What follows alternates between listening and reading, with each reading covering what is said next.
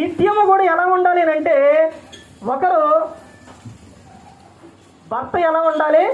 భార్య పట్ల ప్రేమ కలిగి ఉండాలి. భార్య ఎలా ఉండాలి? ఎలా ఉండాలండి? భార్య ఎలా ఉండాలి?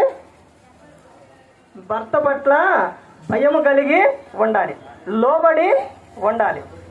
ఎందుకనంటే ఇది దేవుడు జతపరిచిన బంధం. దేవుడు జతపరిచిన బంధం. మీరు ఇద్దరూ కలిసి దేవునికి మహిమకరంగా, దీవెనకరంగా జీవించాలి. లోకంలో అన్నిటికన్నా ప్రాముఖ్యమైనది ఏమిటి అంటే ప్రేమ. ఇద్దరి మధ్య కూడా ఎల్లప్పుడూ కూడా ఇప్పటి నుంచి మీ మధ్య ఉండవలసినది ఏమిటి అంటే ప్రేమ. ఎప్పుడు ప్రతి ఒక్క విషయంలో కూడా మీరేం చూపించాలనంటే ప్రేమ కలిగి ఉండాలి. యేసుక్రీస్తు ప్రభువారు ఎలాగైతే ప్రేమ కలిగి ఉన్నారో అదే విధంగా మీరు ప్రేమ కలిగి ఉండాలి.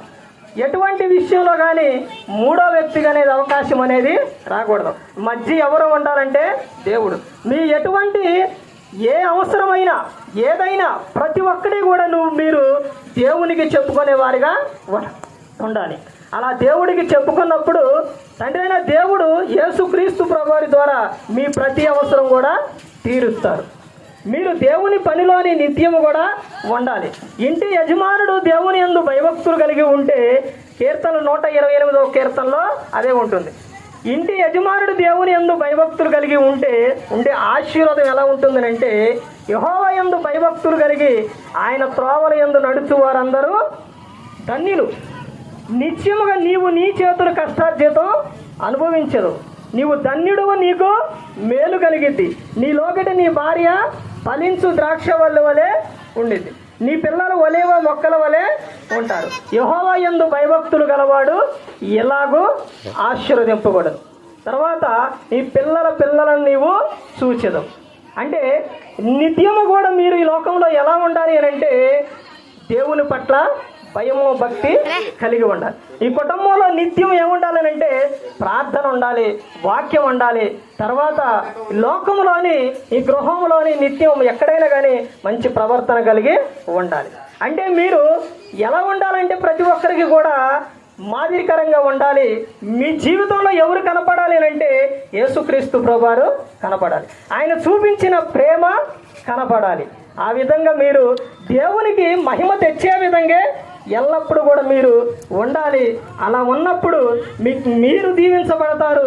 మీ కుటుంబం కూడా ఏమవుతుంది? దీవించబడుతుంది, ఆశీర్వదించబడుతుంది. మరి ఆ విధంగా ఉండాలి. ఏ ఒక్కరు కూడా ఈ లోకంలో నశించి నరకానికి వెళ్ళిపోకూడదని యేసుక్రీస్తు ప్రభువారు ఈ లోకానికి వచ్చి మనందరి కోసం శిలువలో ప్రాణాన్ని పెట్టారు. మరి ఈ విధంగా నిలబెట్టి మాట్లాడించిన తండ్రి అయిన దేవునికి కృతజ్ఞతాస్తుతులు చెల్లిస్తూ ఇంతవరకు శ్రద్ధగా ఉన్న మీకు ప్రభు పెట్టిన హృదయపూర్వక వందనాలు చెల్లిస్తూ మాటలు ముగిస్తున్న అందరికీ వందనాలు. అలాగే మధ్య సేవకులు మరి తిరువూరు గ్రామం నుంచి వచ్చి ఉన్నారు.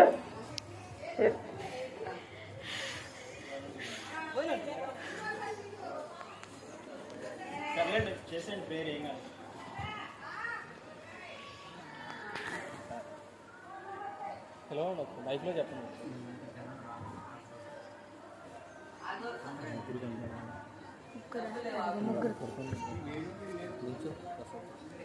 దైవజనులు